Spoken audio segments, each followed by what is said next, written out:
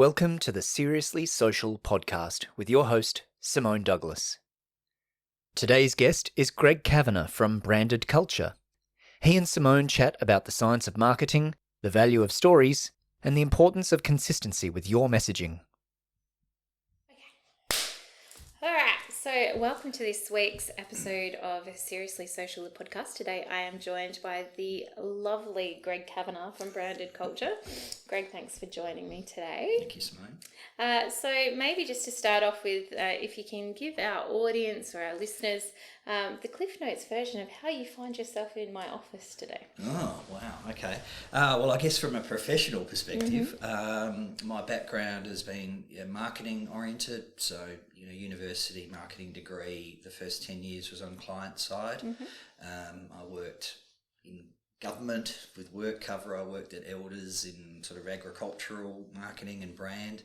And then when I was at work cover, I met Jim Robinson, who was at Leo Burnett Robinson, and an opportunity opened up there, and I moved across to the advertising agency side and spent really the next 15 years working in advertising specifically with Leo Burnett, which became Jam, and then also with Show Pony. And probably the last few years of that time, I was moving more into brand strategy and less of the account management, project management, which is my side, not being a creative person as such. I was getting more and more interested in the way brand influences people, particularly the people within the organisation. Yeah. And I guess, when you're working in advertising, it's all about the customer and it's all about creativity and generating demand, but often there's a disconnect between what the creative and what the agency and what the marketing department are saying versus what's actually happening in the business itself. So branded culture is really about trying to bring together those two parts of the marketing customer element, but more so the people and culture piece. It's been exciting. It's 2.5 years in now. Wow, that went fast. Well, for me, it went fast. Yeah, it went fast for me too. Yeah, so you survive year one, you survive year two, which is COVID. So, So, no, it's been fantastic. Best thing I've ever done. Yeah, I think I'm broken. I couldn't work for someone ever again. Control is a wonderful thing, isn't it? I didn't know that until I knew it. But, speaking to, branded culture and the people piece that sits within a business, how important is it and why is it important that the people within your business and the business owner themselves have an understanding of their branded culture? It's funny, you were the first person to describe branded culture as a noun rather than a business name. And it, you'd think I would have known that, wouldn't you? But it's just little things you keep learning and you keep evolving. And I guess particularly within sort of medium to larger organisations, there's silos develop within the companies, and there's always been a separation between HR and marketing. And so to the point where you have someone, HR looking after internal comms and marketing looking after external comms, and which doesn't really make sense when you think about it, because what you want to be doing is, from a messaging perspective, delivering a consistent message that's going to be realised when the customer comes in contact with the company. Exactly. So there's a great Elon Musk quote, which is, brand is just a perception, and perception will meet reality at some stage, which I love. I like that too, And particularly in service-oriented businesses, if you've got a product, then there's a formula and it's made in the factory and you can replicate that 100% every time. But if it's about your professional services or you're a not-for-profit, or whatever it might be, any service-oriented business, it's really hard to consistently deliver as expected every time. So that's where the people and culture side is really interesting to me. Do you think, I've been having a few conversations with people about the new normal, which is the buzzword of 2021. Yeah. I'm a bit over the buzzword, but, in the environment we find ourselves in now, and as business owners, where we've worked out that our businesses can be as quickly taken away from us, with the snap of a lockdown, as anything else. How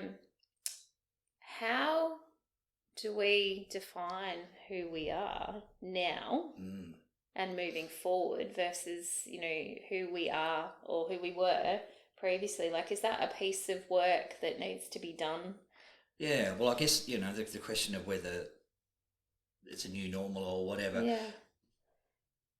I suppose first up, previous recessions have had, you know, everything's been pretty flat. Yeah. This one's had winners and losers. It So really if you're working for Bunnings, it's the busiest they've ever Yeah. been. And if you're running a hospitality business or an events business, it's, you know, disaster. So to have this, you know, environment of winners and losers means that for some, the new normal is the same as, you know, it's better than the old normal. But I think, you know, you need to work out who you are and what you're about, and whether you're referring to it as the elevator pitch or any of that sort of stuff. You know, from the leader on down, you need to be able to articulate who you are and what you're about, and bring that to life in everything you do. Because, as we know, it's the, you know, words and deeds. A friend once I love that, words and deeds. But it's the deeds that really matter. Yeah. It's the thing, it's, you know, whether it's word of mouth referral or whatever, ultimately that's based on delivering as promised. Yeah. So I think it's really useful for organisations to be able to answer that question, who am I? Like, what makes us uniquely us? Because there is only one. Even if we're in a category where everyone kind of appears basically the same, it's still only one of us. Yeah, exactly. So, you know, what is it about us that makes us uniquely us? Yeah. That's going to be of appeal to customers and appeal to talented people? And, you know, what are the things that we want to be famous for? And I don't mean that in a Kim Kardashian way. I just mean in terms of, although that would be fine too. Yeah, I'll take her money. That's fine. But, you know, in terms of just being recognised out in the market for something. Yeah. Because that's all brands really are, is it's what exists in the mind of a customer. And for most of us, it's only a small repertoire of words and thoughts, maybe emotion if we're incredibly lucky. But, you know, within the workshops that I run, I often ask questions about what people think when you put up a Volvo logo or an IKEA logo.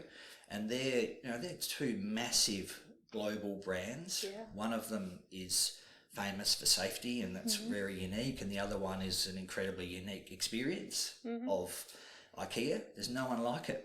Flat packs and excess bolts, that's what I associate I with. know, and what we get is I'll get cheap flat pack Allen keys, annoying, divorce, and meatballs. Yeah, I was going to say meatballs have to be there, which is, but you know, here is this huge behemoth that is unlike any other, and yet I've just, you know, spoken to thousands of people over the years, and I get this same little repertoire of 3 or 4 things, and you know, they would want to be probably clever and style and affordable. That would be a beautiful little set for them, and unique and unexpected or whatever it might be. But you know, so I think it's really important to be able to work out what are those things that you want to be recognised for, so that you can plug that mental gap between what people are actually thinking and what you want them to think. Because most of us don't really know what to think, and we'll create little stories in our own minds. So as a business, if you can sort of try and manage that narrative and know that it's only going to be a few little things and be disciplined about it, then you've actually got a chance of being successful. How do you think you support? So I encounter a lot of business owners, and I have these conversations with them because I'm very big on emotional connection, and I think that in this, you know, post-COVID economy, the businesses that are going to have longevity and success are the ones that can connect to their customers emotionally in a way that their customers invest in their success. Yes. That terrifies most business owners that I speak to in terms of, I sell this, I do this. Yeah. So they're very transactional in nature, transactional in their marketing messaging. Yep. What would you say to a business owner that's kind of on the precipice of that and is going, no, I live here, and that seems very fluffy over there? Yes. How do they take half a step? Because that's really usually all it takes to start off with. Yeah, and I think, you know, that's a really good question, because when you invested in your business and you've built it and you've become successful as a result of it, it's hard to adjust and adapt because your way has worked. Yeah. But I find, and the thing too with, emotional connection and all of those things is it feels so wishy-washy.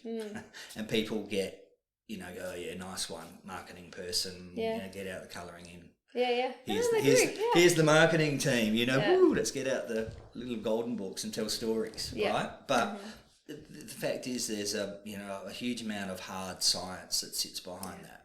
And it's, from my learning perspective, it's been, really eye-opening just to see the science that lives behind, the way our brains work, the part of the brain that manages emotion and memory are interconnected, and they are older parts of the brain than this logical language part. So it makes sense that it's more, from an evolutionary perspective, it's actually faster, it's more efficient. So,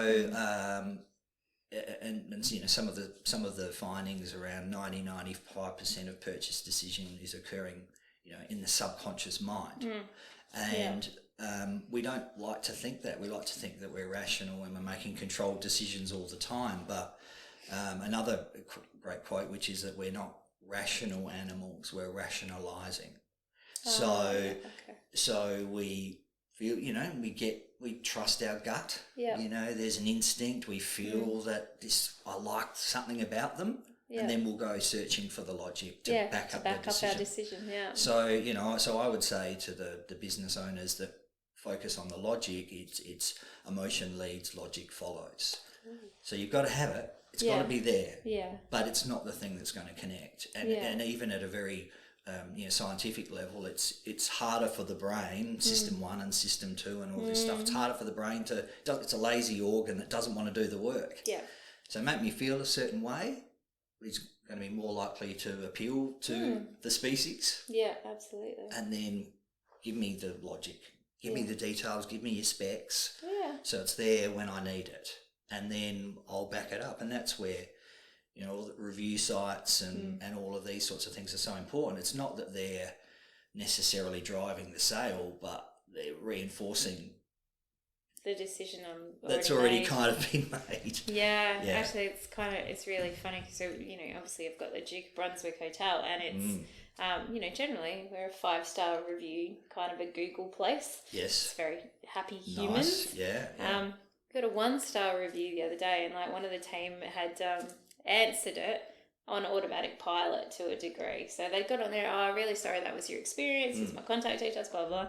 Whereas I got on there and grabbed the person's name, put it into Facebook and went, okay, they live in Victoria, they're in Melbourne. There's a Duke of Brunswick in Brunswick. Okay. They've reviewed the wrong hotel, clearly. Yeah, okay. Because we just, we I didn't thought they might have been a troll. But no. That might have been the other option, but it was just the way that it worked out. But so it was the whole thing of the emotional or the felt sense was, well, hang on, no, we've had a good week. There hasn't been any bumps in our set. We're, I'm like, something's not right. And then, like you said, you go find the things and go, oh, okay, something's not right. Now we can send them a private message and go, did you mean to review the pub in Adelaide or were you in Melbourne? And of course they went, I'm so sorry. Yeah, exactly. So, but, it took me a long time, I think, to come to grips with the emotional body being at the front. I'm a very logic-driven human being, and I like to back up my gut instinct, like you said. But I'm always really surprised because business owners live and die by their instincts, by their gut. You'll go find the reasons and the things to either go, yes, I will take that risk, or no, that's too risky, or but maybe it's a language issue. I don't know. I think what it is because we all operate in our own little bubbles. And if we're spending 40, 50 hours a week just as an employee, we're in that bubble. And it becomes our lives, and we assume, well, not even think that others find it as interesting and as important as we do. So I think when it comes to these business owners that have, whatever it is, a product or service, they're so invested in it. And they're in that bubble thinking that everyone else shares that interest, that same level as they do. And we just don't, because everyone else is busy in their own bubbles or busy just hanging in there. With 2 kids pulling pants and all that sort of stuff. So we don't have a lot of time to be investing in the detail that the business owner wants people to invest in because it's so important to them. Now, maybe you're a niche supplier and you're an aficionado and you're targeting a group of fellow aficionados who love that detail, and that's great. Yeah. But most of the time we're too busy doing other stuff to invest the energy. Yeah. Well, and story will carry you there so much faster too. Yes. So I think, and it's a good way to wrap things up in I think personally, if as a business owner you have been in that really transactional place, working with someone like yourself to work out what is this, who am I to all of my people, including my staff. That's right. What does that environment look like? And having gone through some of your workshop process previously, it's painless.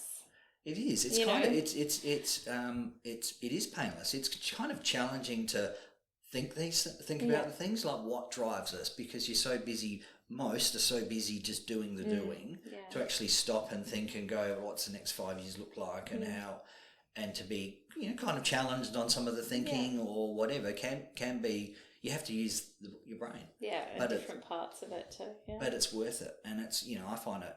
Most people are really exhilarated by that, to have something presented back to them in a way that almost can give you the goosebumps where you go, this is more than I thought our place is and could be. So, and that the storytelling side of it, I've always been nervous about working with companies where there's a marketing department and the CFO looks at marketing as just being an expense line and all the rest, and let's get out the colouring, get out the crayons, here comes marketing, and I've always been nervous with storytelling that the CFO is going to bloody story time stuff as well. But so again, I kind of looked into it, and they've done some neurological testing, and when you present people with facts and data or stories, more parts of the brain light up when you show stories, and you go, again, just from a scientific perspective, isn't that interesting that the more parts of the brain are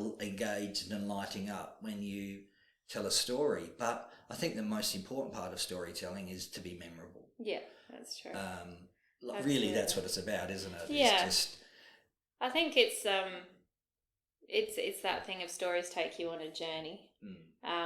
And they access older memories, so they take you on a deeper journey. Yes. So which allows you to remember the story.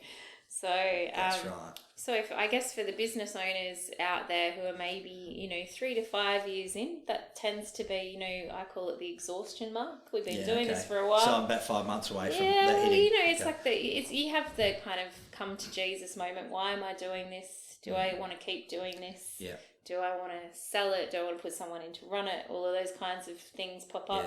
Yeah. Maybe it's time that you get in touch with Greg and get some goosebumps, so you're back into this is why I'm doing this. This is what I'm doing. You'll find all of his details in the comments below, all of the places where we post this podcast. Greg, thanks very much for joining me. You're most welcome. Thank you for having me. Cheers, ta. We hope you enjoyed this episode of Seriously Social. Check our website for the latest news, show notes, and for details about Simone's latest book, Confident Networker.